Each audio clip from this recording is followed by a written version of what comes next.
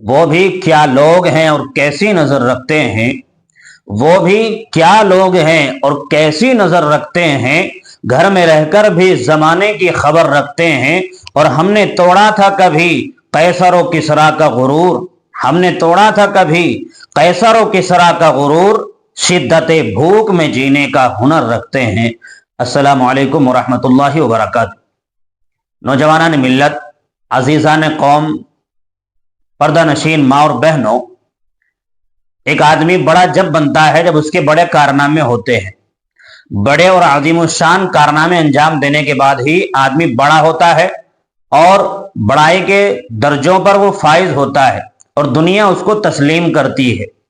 بڑائی کی اور عظیم الشان کارنامے کی ایک ایسی ہی مثال اورنگ آباد کی سرزمین سے آج ہمارے سامنے موجود ہے۔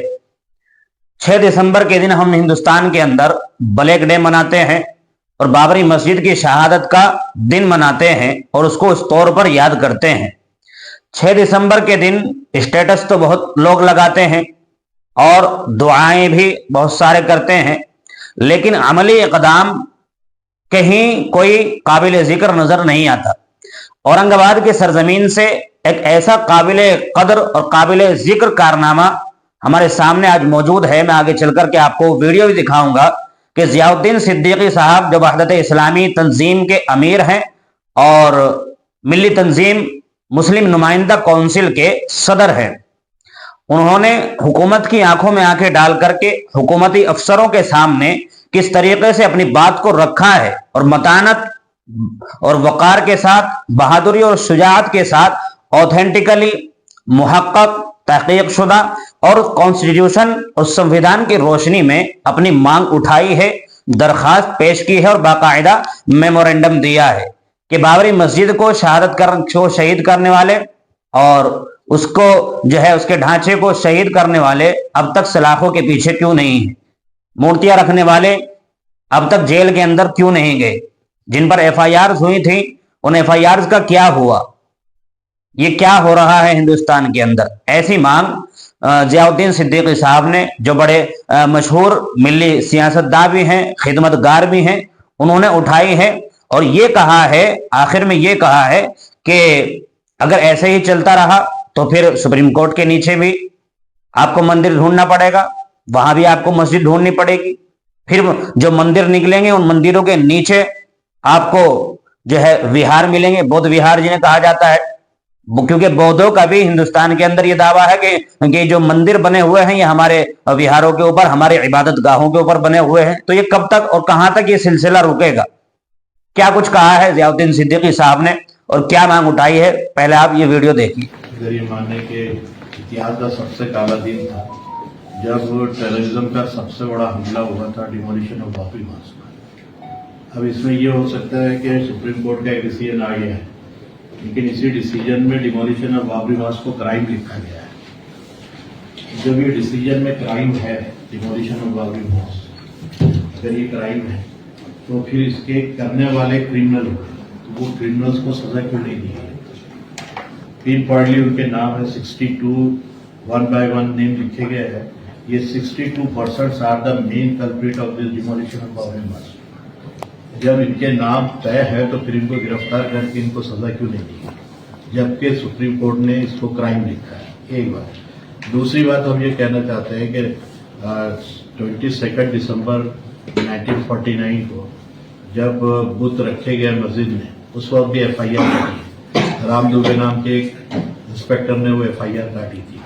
اس ایف آئی آر کا کیا ہوا؟ اس کو بھی سپریم کورٹ نے کہا تھا کہ یہ اس طرح سے اویدھ طریقے سے مورتی رکھنا یہ بھی کرائم ہے، وہ بھی کرائم ہے، یہ بھی کرائم ہے۔ جب یہ کرائم ایکٹ آپ مان رہے ہیں تو اس کے خلاف میں سپریم کورٹ نے کیا کیا یا گورنمنٹ نے اس کے اوپر کیا ایکشن کیا، یہ ہم جاننا چاہتے ہیں۔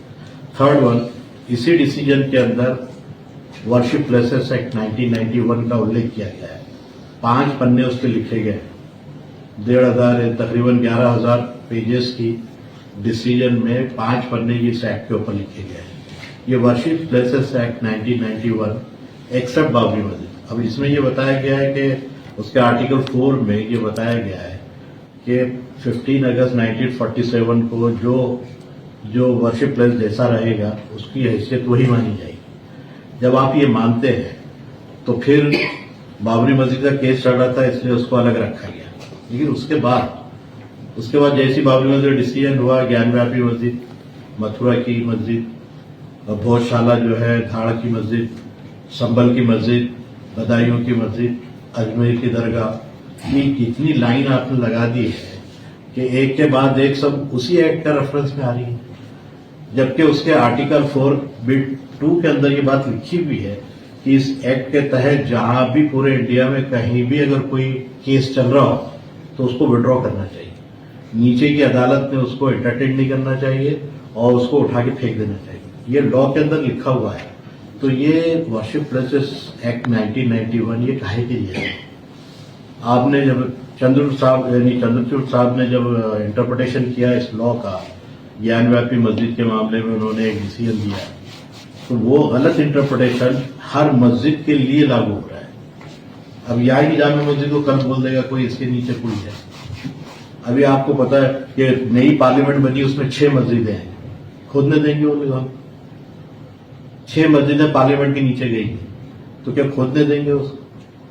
अभी जो सुप्रीम कोर्ट जहां पे खड़ा है उसके नीचे एक मंदिर होने का है, तो क्या उसको मालूम करने के लिए सुप्रीम कोर्ट खोद देंगे? तो ये जिसको कहीं ना कहीं आप एक बॉर्डर लाइन करेंगे, और बॉर्डर लाइन के लिए वर्शिप प्लेसेस 1991 का उल्लेख किया गया है, ये डिमार्क करता है। इससे पहले जो था ठीक है, लेकिन इसके बाद जो इबादतगाह जैसी होगी उसको एज इट इज माना जाएगा। तो फिर ये हर वक्त एक नया जो एप्लीकेशन लगा के हर मस्जिद को डिस्प्यूटेड बनाया जा रहा है, और ये एक टैक्टिस है। आप एप्लीकेशन डालिए, डिस्प्यूट कीजिए, उसके ऊपर डिस्प्यूट को जो है कुछ बरसों के बाद उसके मुताबिक फैसला हो जाता है। यानी आस्था की बुनियाद पे कोई देखा ही नहीं जाता कि सबूत क्या है, पेपर्स क्या है, डॉक्यूमेंट क्या है। तो हमारा कहना है कि ये तीनों चीजें इस सुप्रीम कोर्ट के डिसीजन में लिखी हुई है, और ये तीनों चीजों पर हम आपके थ्रू प्रेसिडेंट ऑफ इंडिया से कहना चाहते हैं कि इस पर प्लीज तवज्जो दीजिए।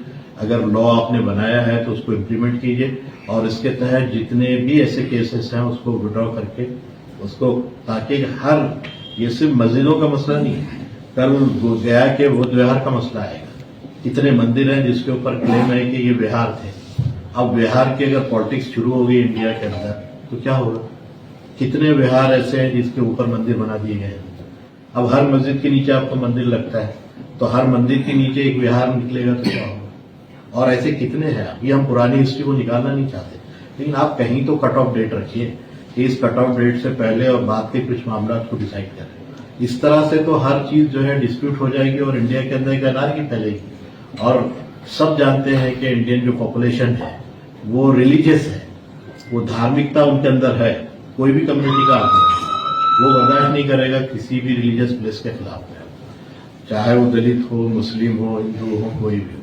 तो ये विचारधारा जो टकराव पैदा कर रही है, कहीं इसको लगाम मिलनी चाहिए। अगर ये नहीं मिलेगी तो इंडिया के अंदर हम ऐसा समझते हैं कि एक अनार्की फैलेगी, और ये अनार्की इंडिया के लिए नुकसान किसी को कुछ नहीं होगा। तो ये आपके थ्रू हम ये निवेदन देना चाहते हैं और रिक्वेस्ट करना चाहते हैं कि ये हमारी बातें गवर्नमेंट ऑफ इंडिया तक पहुंचे, और क्या जवाब आता है प्लीज हमको कम्युनिकेट होना चाहिए।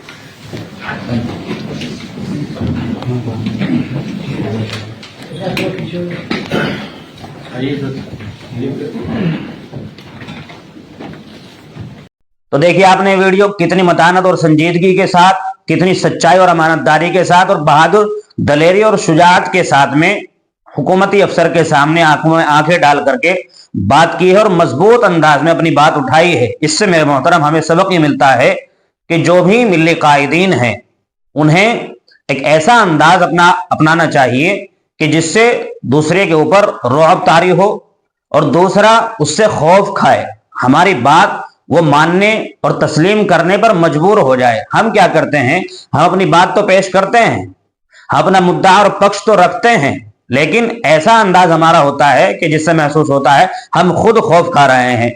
दूसरे को तो खौफ खाने पर क्या मजबूर करें, हम खुद खौफ खा रहे होते हैं। मेरे मोहतरम, जो भी इस तरीके के काम करने वाले हैं, मिल्ली कायदीन हैं, जिनके हाथों में उम्मत की बागडोर है, उन्हें इस चीज की तरफ तवज्जो और ध्यान देना चाहिए और इससे एक सीख और सबक लेना चाहिए। मैं तो ये समझता हूं कि ये एक वाकया है जो सामने आ गया, वीडियो सोशल मीडिया पर जो है वायरल हो गई, वो हमारे सामने आ गया, और ये जो मांग उठाई गई है ये हमारे सामने आ गई है। और भी बहुत सारे लोग और बहुत सारी तंजीमें, बहुत से अफराद इस तरीके के कारनामे अंजाम देते हैं और देते होंगे, लेकिन वो हमारे सामने नहीं है। बहरहाल हम इस वीडियो की भी बात कर रहे हैं।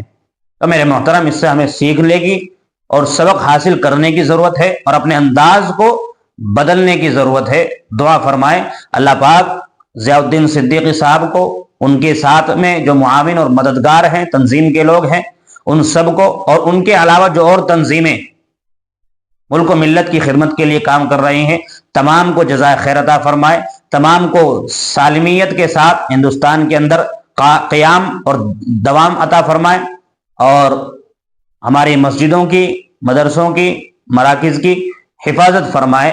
इस वीडियो में इतना ही। इस पूरे मामले से मुताल्लिक और इस वीडियो से मुताल्लिक आप क्या अपनी राय रखते हैं, कमेंट बॉक्स में लिख करके ज़रूर बता दें। अस्सलामु अलैकुम वरहमतुल्लाहि वबरकातुहू।